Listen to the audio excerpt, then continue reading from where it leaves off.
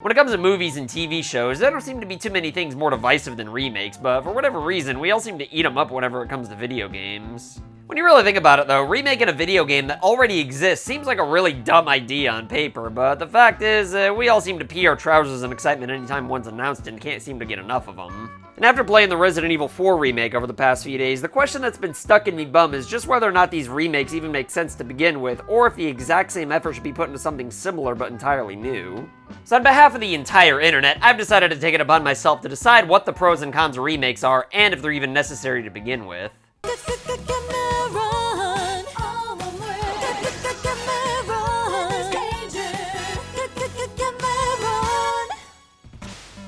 Alright, so obviously the main appeal to remaking a video game is that we all love the certainty of knowing that we're going to enjoy the game in question, and developers love the certainty of knowing they're going to make a lot of money off of it. Besides, unlike a remaster that's literally the same old game copy and pasted with maybe one or two things added to it, a remake is technically a completely different game altogether that only really reuses characters and story elements, and even then the conversion's pretty loose since there's still usually some changes. So really, remakes will give you something similar enough to where you know you're gonna love it for sure, but also different enough to where you're not just playing the exact same game again. But the thing is, if remakes are in reality like 95% different, then why not just make an entirely new game altogether?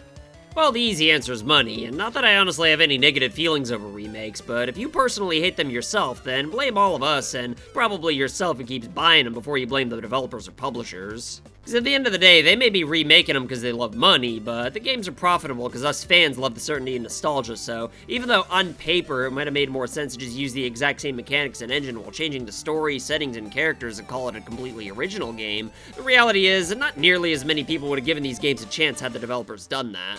Although, when you look at something like the Link's Awakening remake, I actually do think it would have sold way better had it just been a brand new 2D Zelda game, but even though I do consider that to be a remake, it was done so literally and exact that you could probably make an argument that it's just a super duper remaster. Games like Final Fantasy VII and Resident Evil, on the other hand, though, loosely recreate pretty much everything from scratch. Sure, the story arcs are mostly the same, but the dialogue's completely different and takes just as much effort to write for as a brand new title would, and as far as Resident Evil in particular is concerned, the plot was never really all that complex in any of the games to begin with. Even though remakes are still easier, seeing as how they don't have to come up with a brand new premise, it also kind of handcuffs developers too, seeing as how they have to include specific details unless they want to piss the fan base off. But I mean, you never really know what aspects in particular fans want to be faithful and what they want updated. For example, the Resident Evil 3 remake was considerably shorter than the Resident Evil 2 remake. Just like the originals, 3 used a lot of the same assets and settings as the second game, but also like the originals, you were only allowed to play as one character this time. The OG RE3 was significantly shorter than the OG RE2, but when Capcom made the 3 remake a shorter experience than its predecessor as well that didn't take nearly as long to make, a lot of people still felt ripped off, even though it cost the same amount of money to buy and a similar amount of time to complete.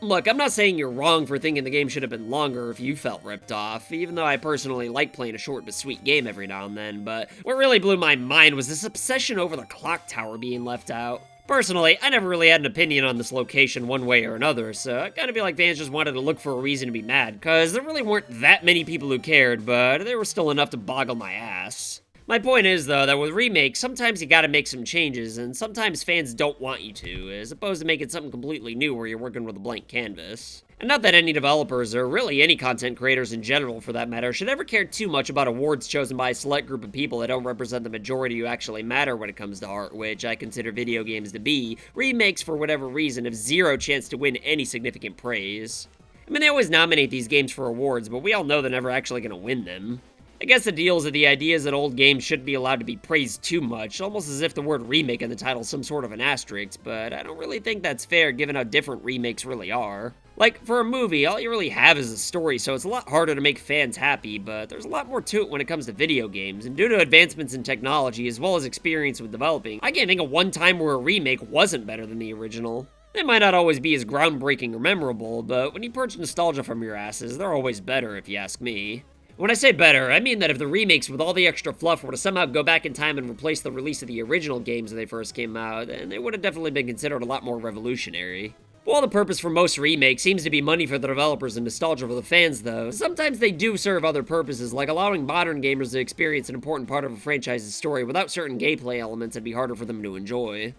I mean, back when the original Resident Evil 2 came out, most of us didn't really think much of the tank controls, and while nobody really enjoyed the fixed camera angles, it wasn't nearly as big of a deal as it would be today, which is probably why Capcom isn't really doing anything with that version of this game anymore. I mean, realistically, most people born past the year 2000 would probably hate that game, much like how I'd never be able to appreciate the Atari 2600. If you're younger and give Resident Evils 5, 6, or 7 a try as your first game in the series, then you might want to know the entire timeline if you liked them. Or, you know, maybe you want to try some of these games but don't want to start in the middle of the franchise, so rather than porting the older games and expecting newer gamers to force themselves to deal with mechanics that were made when the industry was trying to figure out what works in 3 dimensions, then it just makes sense to take the old concept and remake it into something more modern. Although when it comes to something like The Last of Us, a remake was totally unnecessary and purely just out of easy money, and I guess nostalgia over something that wasn't really that old to begin with. I mean, Resident Evil 1 had a remake on the GameCube 6 years after the original release, whereas The Last of Us was 9 years later, but the GameCube remake of Resident Evil 1 was way different and far more of an updated experience than the original that already aged poorly by the year 2002.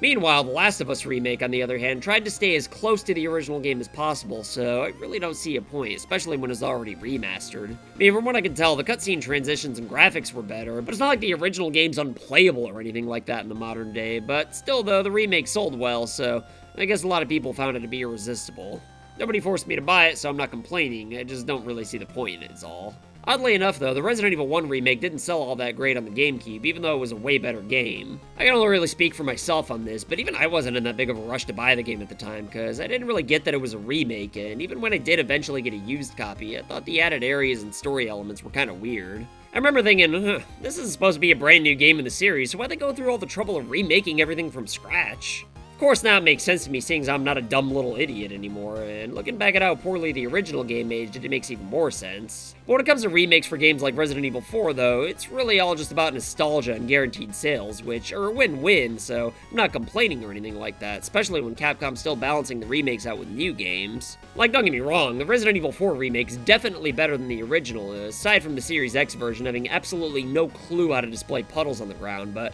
I don't think this game's as big of a night-and-day difference as the 2 remake was from its original. Personally, I think it's only like 50% better than the original at most, whereas something like a Code Veronica remake would have been like 4 or 5 times better, which is why I think remaking that game would have been a lot more necessary. Obviously that game wouldn't have sold nearly as well though, so I get not prioritizing it right now, even though I do hope Capcom does eventually get around to it. But why do I hope that Capcom does get around to remaking a game instead of making something completely original, seeing as I'm the guy saying that remakes are a stupid idea on paper? Well, because I love them about as much as anybody else does, but at the same time, if Capcom decided to take the RE remake engine and make an entirely new horror game where I have absolutely no idea what to expect, then I'd be just as happy for that as well. So all in all, I definitely think the pros of remaking video games outweigh the cons, especially since the whole point of video games is gameplay more so than the story, which we have movies and TV shows for. Not to mention books for that matter. And if you want new games, then most remakes are actually new games, so at worst, I ultimately find them to be harmless fun, and at best, a good way for new gamers to get caught up on a story of an outdated game.